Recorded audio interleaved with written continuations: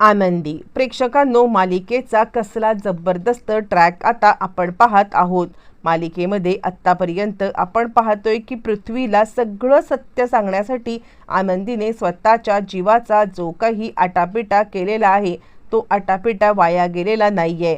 या सगळ्यामध्ये मात्र आता पृथ्वीला सगळं सत्य समजल्यावरती त्याने खरं तर मात्र आता त्याला राग यायला पाहिजे किंवा या सगळ्यामध्ये त्याला आता वाईट वाटायला पाहिजे. पण पृथ्वीला आपल्या आईच्या जागी योग्य ती व्यक्ती आल्या कारणाने मात्र आता आनंदच झालेला आहे. आणि बरं इतकंच नाही आहे, त्यानंतर पृथ्वीने देवाच्या साक्षीने खूप मोठा निर्णय घेतलाय, ज्याची आता शिल्पा आणि धनश्री या दोघींना सुद्धा इकडे कल्पना नाही आहे.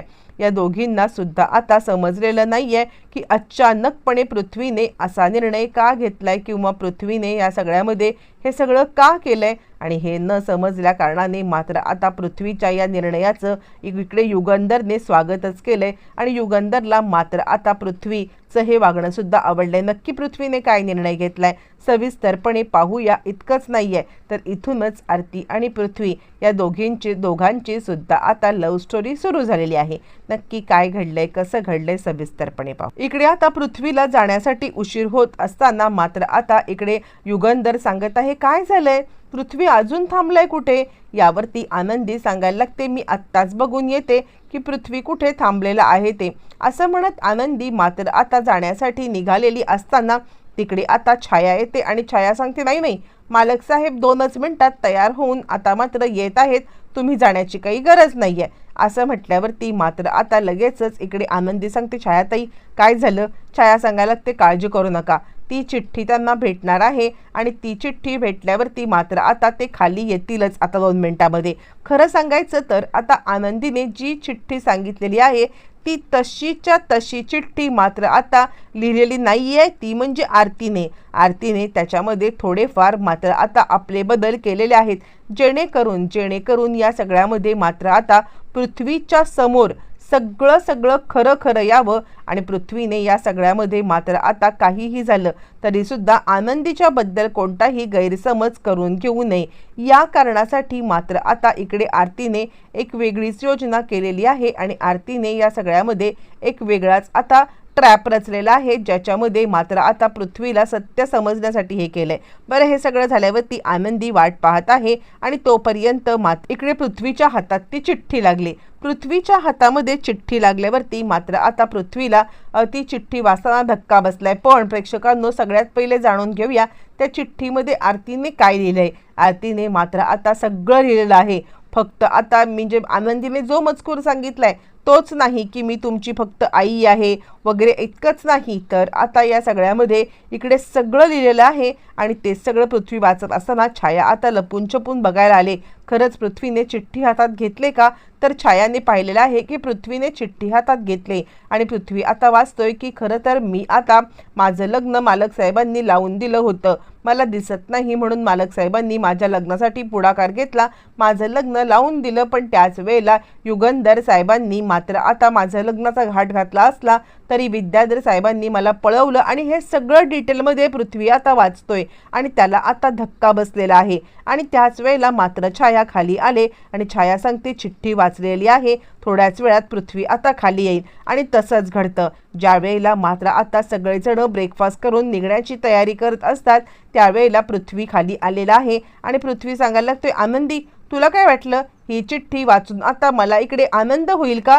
ही चिठ्ठी वाचून मला अजिबात आनंद झालेला नाहीये. असं म्हटल्यावरती मात्र आता इकडे आनंदी एकदम गडबडले. ऐका ना पृथ्वी सर. आणि इकडे आता आरती बॅकग्राऊंडला उभी आहे, कारण मुंबईला जाण्यासाठी आरती तिकडे आलेली आहे. आणि आरती ज्या वेळेला तिकडे आले त्याच वेळेला मात्र आता आरती विचार करते, मी तर चिठ्ठीमध्ये सगळं खरं लिहिलं होतं, मग असं असताना मात्र आता पृथ्वी इकडे इतका का चिडलाय. त्याला खरं तर सगळं समजल्यावरती आनंदीची मात्र आता म्हणजे आनंदीच्या बद्दल आता दयास्त यायला पाहिजे होती. असं म्हटल्यावरती मात्र आता इकडे आनंदी सांगायला लागते, पृथ्वी ऐक ना, मला तुला सगळं खरं सांगायचं होतं, मी कोणत्याही परिस्थितीमध्ये तुझ्यापासून सत्य लपवू इच्छित नव्हते, पण आता कसं सांगू, काय सांगू, माझ्यामुळे तुमच्यामध्ये भांडणं होतील हीच गोष्ट माझ्या डोक्यामध्ये सतत चालू होती. आणि म्हणूनच मी या सगळ्यामध्ये तुला काही सांगितलं नाही, पण पृथ्वी त्यासाठी माझा हेतू तुला फसवणं असा कधीच नव्हता. असं म्हटल्यावरती मात्र आता पृथ्वी सांगतो, फसवणं हेतू नव्हता, मला तुझ्याशी बोलायचं आहे आनंदी, आणि ते पण एकांतामध्ये. आणि त्यावरती मात्र आता आनंदी इकडे सांगायला लागते, काय बोलायचंय काय तुम्हाला? यावरती तो सांगायला लागतो, सगळ्यात महत्त्वाचं म्हणजे आता विद्याधर काकाने इतकं सगळं केलं, पण त्यामध्ये त्याला कोणत्याही प्रकारची तुम्ही शिक्षा का नाही दिली? आनंदीला काहीच कळायला मार्ग नाहीये आणि विद्याधर पण गडबडलाय, ए बाबा माझं काय मधीच? आणि त्यावेळेला मात्र आता चिडलेला पृथ्वी इकडे सांगायला लागतोय, तुझं काय मधीच? म्हणजे आता माझ्या बाबांचं आणि आनंदीचं लग्न होण्यामध्ये तुझाच तर मोठा हात आहे ना? तूच या सगळ्यामध्ये मात्र आता तिला पळवून नेलं होतंस ना? ही गोष्ट मला कळलेली आहे. आणि आनंदी विचार करते, हे तर मी नेलं नव्हतं. ती आरतीकडे पाहायला लागते आणि आरती आता मान खाली घालते. आनंदीला समजले की हे सगळं आरतीने त्याच्यामध्ये ॲडिशन केलेलं आहे आणि आरतीने या सगळ्यामध्ये मात्र आता हा सगळा प्रकार केलाय हे तिला कळायला लागतं. आणि त्यानंतर मात्र आता पृथ्वी सांगतो, आनंदी तू इकडे ये, असं म्हणत तो आता आनंदीला मात्र इकडे देवाच्या समोर बोलवतो. आणि त्याच वेळेला मात्र आता इकडे तो सांगायला लागतो की या सगळ्यामध्ये आनंदी मला तुझ्याशी बोलायचं आहे. आणि त्यावरती आनंदी म्हणते, पृथ्वी तू जी काही शिक्षा आता मला द्यायला आहेस ना, तुला जी काही मला शिक्षा द्यायची आहे ना, ती शिक्षा भोगण्यासाठी मी आता तयार आहे. तू फक्त सांग काय शिक्षा घ्यायची? यावरती तो सांगायला लागतो, हो तुला शिक्षाच द्यायला मी आलोय. हे माझ्या आईच्या किल्ल्यांचा जोडगा, जो आत्तापर्यंत तिचा मान म्हणून बाबांनी प्रत्येक वेळेला तिच्या आता फोटोसमोर सगळ्या गोष्टींच्या सोबत आता ठेवलेला आहे, तोच किल्ल्यांचा जोडगा आता मला तुला सुपूर्द करायचा आहे. हे पाहिल्यावरती मात्र आता इकडे चिडलेली आहे ती म्हणजे शिल्पा. आणि त्याच वेळेला धनश्री तिचे आता कान भरायला लागते आणि धनश्री सांगायला लागते, ताई हा तर मान तुमचा आहे ना? म्हणजे आता समिधाबाईंनी गेल्यावरती किल्ल्यांचा जोडगा जरी तुम्ही कमरेला मिरवला नसलात तरी सुद्धा या किल्ल्यांच्या वरती आता तुमचाच अधिकार आहे. ही गोष्ट मात्र आता पृथ्वीला समजायला पाहिजे होती. आणि त्यावरती मात्र आता शिल्पा डायरेक्ट चिडत नाहीये, पण ती आता विचार करते, मला तर वाटलं होतं की या सगळ्यामध्ये ज्या वेळेला त्याला समजेल की युगंधर आणि आनंदी या दोघांचं मात्र आता लग्न झाले, तो खरं तर मात्र आता युगंधरवरती चिडेल किंवा आरडाओरडा करेल असं मला वाटलं होतं, पण तसं काहीच घडलं नाहीये. त्याने उलट आनंदीचा स्वीकार केलाय. मला तर खरंच काही कळायला मार्ग नाहीये की हे सगळं कसं घडलं. त्यावरती धनश्री सांगायला लागते, पण ताई तुम्ही इतक्या शांत का बसलेले आहात? तुम्ही अशा इतक्या शांत बसून आता हे सगळं कसं काय एक्सेप्ट करताय? यावरती ती म्हणते, तू पण शांत बस, कारण काहीही झालं ना तरी सुद्धा हे एक्सेप्ट करण्यावाचून आपल्याकडे दुसरा कोणताही पर्याय नाही आहे. जे समोर चाललंय ते बघण्यावाचून दुसरा कोणताही पर्याय नाही आहे. असं म्हणत तिने आता तिला शांत राहिले. आणि त्यानंतर तो आता आनंदीच्या हातामध्ये किल्ल्यांचा जुडगा देत तिला आता सांगायला लागतोय, आनंदी आजपासून या घराची तू मालकीण आहेस. म्हणजे आता विद्याधर काकाने जे काही केलंय ते मला अजिबातच पटलेलं नाही आहे, पण ते पटलं नसलं तरी सुद्धा त्यातून जे काही घडलंय ना ते सगळं मला आता आवडलेलं आहे.